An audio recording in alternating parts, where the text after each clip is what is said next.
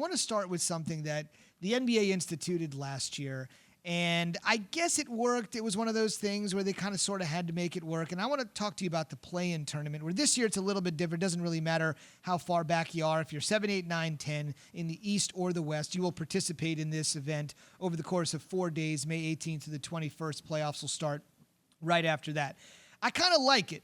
Luka hates it. He says we're playing 72 games. What's the point of it? He also might be saying it right now because the Mavs are in the play-in tournament at 7. But, Alan, here's my point. Right now, if you extend it down 7, 8, 9, 10, you get the Knicks into this thing. You get the Bulls into this thing. A couple of big markets for sure. Out in the West, believe it or not, Golden State and Steph would be sitting in the 10 spot. You get Steph in there at least maybe for a couple of days. So what do you make of this? Luka hates it. A lot of people think it's a gimmick. I think it's a great way to get some of these organizations that would really help the NBA publicity-wise if they could somehow sneak in, even if their time there is very short. And you actually, Zubin, you missed the most important name, Zion Williamson. Because right now his team is in 11th, but they're a game out behind the Warriors.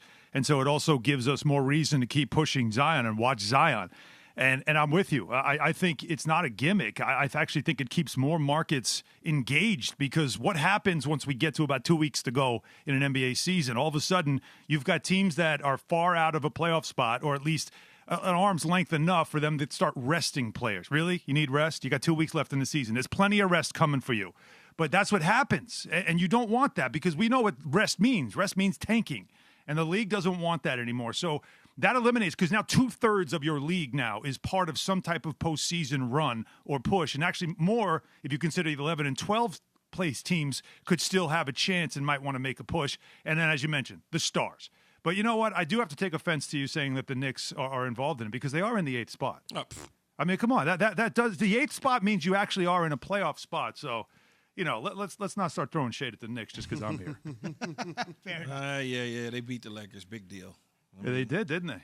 Yeah, didn't they? We were tired from beating up on the Nets. So. Oh, is that? Oh, really? Maybe you were tired from a whole weekend in New York City, if you know what I'm saying. Why was LeBron on that trip? And he's not going to play for 3 weeks. Why is LeBron and AD on that trip? I wonder. It's part of the continuity of the team. Speaking of the Nets, what do you make of tonight's game, of a preview potentially for the Eastern Conference Final with the Nets and the 76ers taking on each other? Now, this is a huge game on many levels, because it's sort of like that last look we'll have before they meet again, right? Which we expect maybe they will. We at least hope they will.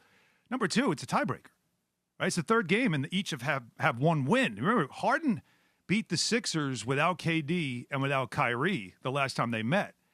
He was by himself, but they still won the game. I think, you know, this is an important game. Just what if they finish, you know, tied for first? Well, there's your tiebreaker. So this is a important game just seeding-wise. So you look at it that way as well. Will Kyrie play? As Steve Nash said last night, that it's still, you know, game time decision. He obviously did not make the trip to Minnesota for personal reasons.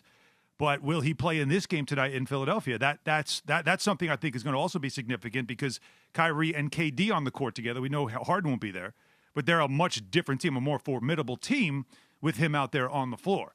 And I mean, I don't know if you guys saw what Ben Simmons said. I find that interesting too. It's the idea, the concept of, you know, team. There's only one ball for them. You know, we're a better team and defense. And I mean, I need to see who's going to play the Nets physically, because they're built. Sixers are built to do it. The Heat are built to do it. But if you just try to run with them, you're going to get run out of the gym. So I'm curious to see if there's a message sent tonight by the Sixers to say, we know how to beat you, and we're going to show you tonight. Thanks for watching ESPN on YouTube. For live streaming sports and premium content, subscribe to ESPN Plus right now.